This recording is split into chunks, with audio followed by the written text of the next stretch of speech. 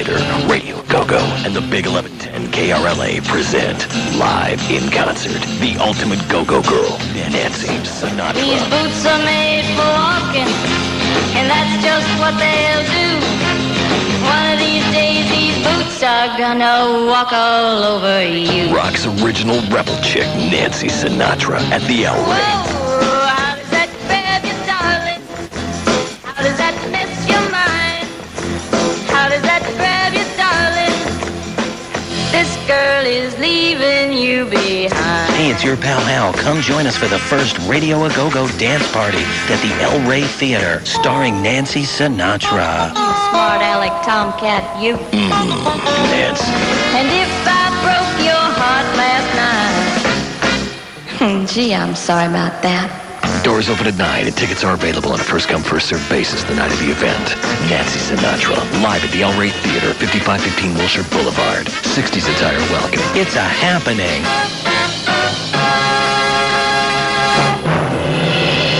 Ming's Girl, featuring a dynamic lead vocal from our very special guest this evening, Nancy Sinatra. How you doing, Nancy? Okay, Hal, how are you? Okay, thanks so much for joining us this evening. That seems like a really personal song, Lightning's Girl. Did that have any autobiographical overtones for you? No, as a matter of fact, I don't know who that's about. When Lee wrote it, he didn't tell me, so I have no idea. Well, weren't you always portrayed as Lightning's Girl to Lee Hazelwood? I guess so. I don't know. So he was lightning? Well, I think he had lightning in a bottle.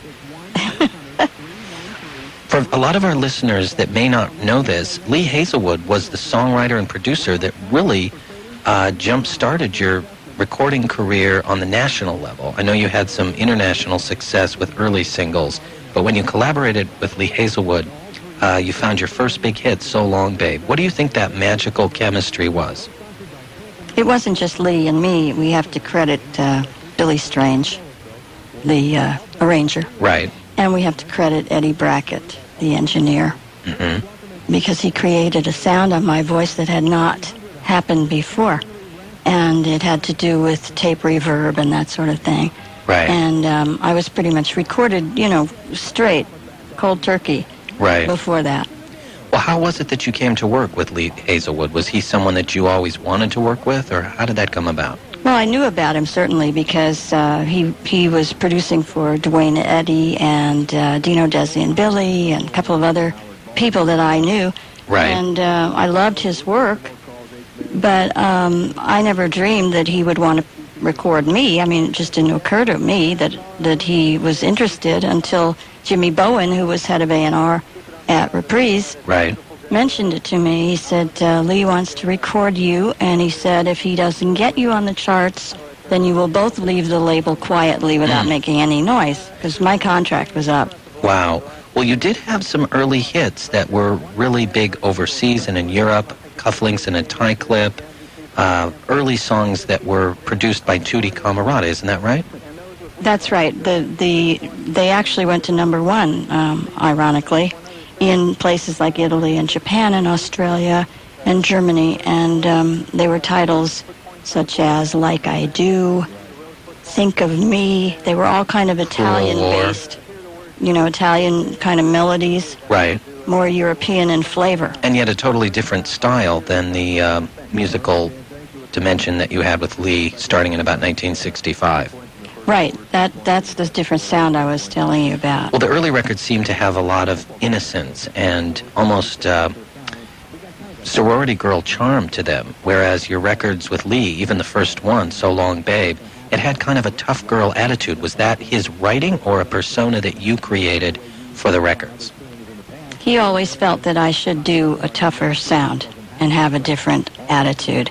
That was his doing. And being my mentor, of course, I listened to him and I followed his direction, and I stopped being nice. I still smiled when I was recording, because you have to smile, otherwise the personality isn't really there. But you can smile and still be tough, Right. But it was really a breakthrough kind of character for a female in rock music in 1965 to take such an aggressive stance. Well, a white female, anyway. Some of the black girls were already doing that. Who were some of your early influences at that time? R&B mostly. Ruth Brown and Laverne Baker and the Clovers. Right. The groups that were doing the underground music that we were listening to when we were kids. And we couldn't even hear it on regular radio. We could only hear it after midnight. Wow. It was really, really underground. Yeah. The lyrics were double entendre. They were sexy. The feel of the songs was sexy, and the dancing we were doing to those songs was sexy. It was a whole kind of the dance was called the Dirty Boogie, so you can get a mental image from that. Sure. Well, let's listen now to two of your early sides. We'll start with Cufflinks and a Tie Clip. That was one that I mentioned Tutti Camarata produced for you in the early 60s. Now, oddly enough, that was the A side, but the B side was the only one that got played in Really? Los Angeles, and it got played on the black stations. Which song was that? It was called Not Just Your Friend. Wow. That's the first time I heard myself on the radio Gosh. in the United States. Well, we'll listen to Cufflinks and a Tie Clip, the A side, and then we'll hear your first collaboration with Lee Hazelwood, So Long Babe, from 1965. Right here on Radio A-Go-Go on the Hullabaloo Show in 1965. Hallie from the Valley. Was that one of your first TV appearances, that show? No, not really. I had been on television since 1959, off and on. When I was a teenager, I started, and that was in the mid-'60s. I think So Long Babe was 65. Right. And I had been recording, 4 or 5 years before that happened. Right. So it was not, they were calling me an overnight success, but I was definitely not. Right. Well, don't feel alone, because even the Beatles worked for 4 or 5 years at the Cavern Club and had a lot of early singles overseas before making it big here. But then your follow-up to So Long Babe was such an incredible smash. These Boots Are Made for Walking. How was that song presented to you? Do you feel it was written for you? How did the song take on the magic that created this incredible hit? For 30-some years now, it's been a major record all over the world. When Lee played me that song, it was in the midst of several other songs that he played, and I was at my mother's house where I was living at the time, and my dad was over visiting, and Lee and Jimmy Bowen were there. Billy Strange was there. It was a very quiet, kind of rainy evening, and I'll never forget it because he played 7, 8 songs, Lee, on his guitar, and explained to Billy how he wanted them arranged. Right. And yet, the only one that stuck with me was this thing about the boots. Well, it was such an innovative hybrid. The sound of the record, it had kind of a hillbilly guitar going, and it had the bass line that generally you would normally hear that in a jazz record because it was acoustic bass on Boots. It was an upright bass played by Chuck Berghofer, and it's what they call a quarter-tone bass line, which is can only be performed on a fretless bass. I see.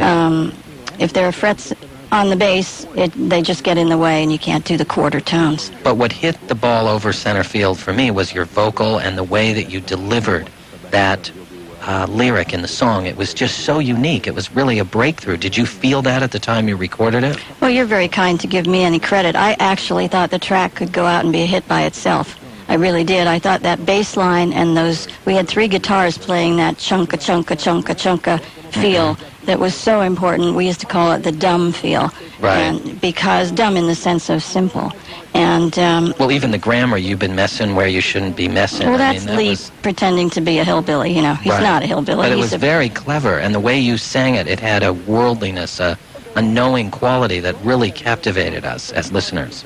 Well, I think it was just a little also tongue-in-cheek. I mean, you can't ignore that side of it. It was humorous. It was the third, just to get back to your first question about that song, the third verse was written for me.